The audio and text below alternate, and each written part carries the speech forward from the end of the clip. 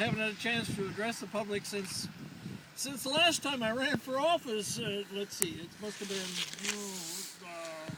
well, Grover Cleveland was the president, so you know how long ago that was. I was born, actually, back in Herkimer County, New York in 1824. I didn't pay much attention to politics until General William Henry Harrison ran for president. And he was a hero of the battle of with the Indians on Tippecanoe River in Indiana. So he ran on the slogan of Tippecanoe and Tyler too. Well, and he won. John Tyler was his vice president, and of course, my name being Tyler, I'll be darned if he didn't end up being president. When Harrison died of pneumonia a month after taking office, we Herkimer County Tylers weren't connected with then President Tyler. He was from Virginia. That didn't stop my pals from calling me Tippecanoe or Mr. President, and so I guess you could say I didn't go into politics as much as politics got into me. I was about 20 years old when I came to Wisconsin with my parents. We found a place in near Juneau in Dodge County, and settled there. And I started teaching in the local school and made some friends in the county seat. And yeah, I was only about 25 years old, but they ran me for superintendent of the county schools, and I won, and I served a term, but this wasn't my true calling. It was a thankless task. Hard traveling, arguing with school boards, fixing up schoolhouses, buying books, and keeping the neighbors' hogs from tearing up the schoolyard. Whoa. Okay. I don't want to hold that. I'd be happy to save the politician. Doesn't seem to be raining quite as much right now.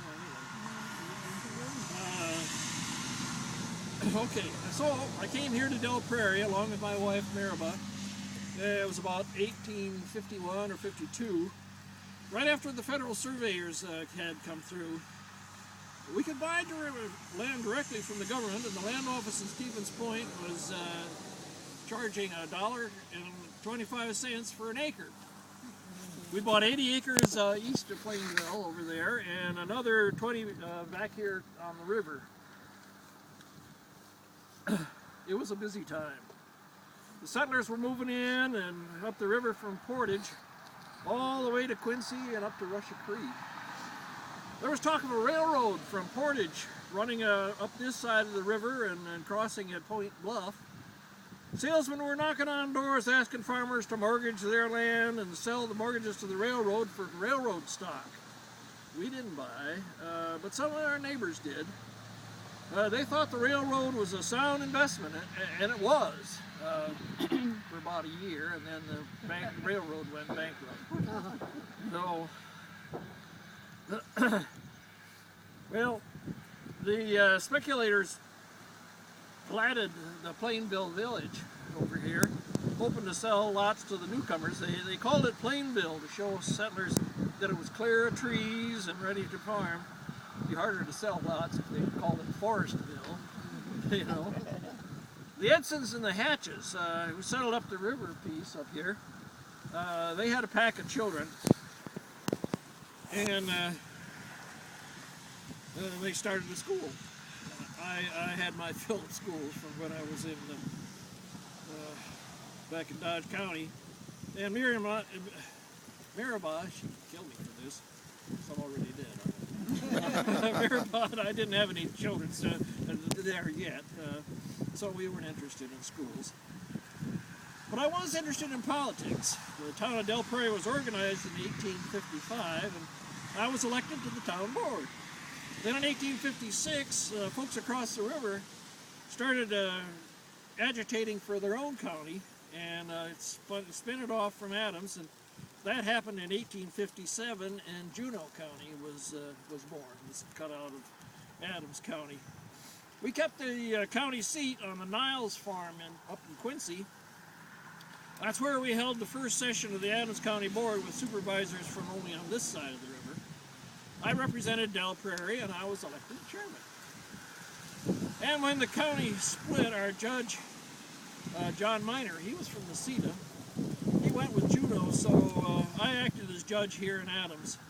I wasn't a lawyer, but that didn't seem to matter. I served there until 1863, but folks still called me judge till the end of my days. And actually, that was a lot better than being called Tippecanoe. But the most important thing that happened in the county government while I was chairman was moving the county seat to Friendship. A group of speculators up there promised to give the county the land and build a courthouse if we moved, and we petitioned the legislature to allow it, and they said we should have a vote. In April 1858, the voters said to accept the offer from Friendship, and they moved the county seat there.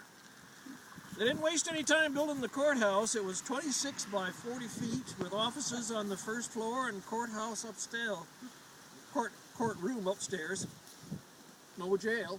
No jail for lawbreakers or no vault for the county records, but it was ours, free and clear. In April of 1859, I presided over the first meeting of our county board to be held in the new courthouse. The county seat has been located there ever since. We were making progress here in Del Prairie and Adams County until the Southern Rebellion commenced. Then we stopped dead, like an express train running into a mountain. Settlers stopped coming. All the young men and some not so young went to serve.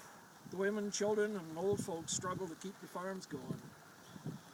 I was 37 years old and had a wife and 2 kids by that time, so I didn't volunteer, but I helped as many of my neighbors as I could.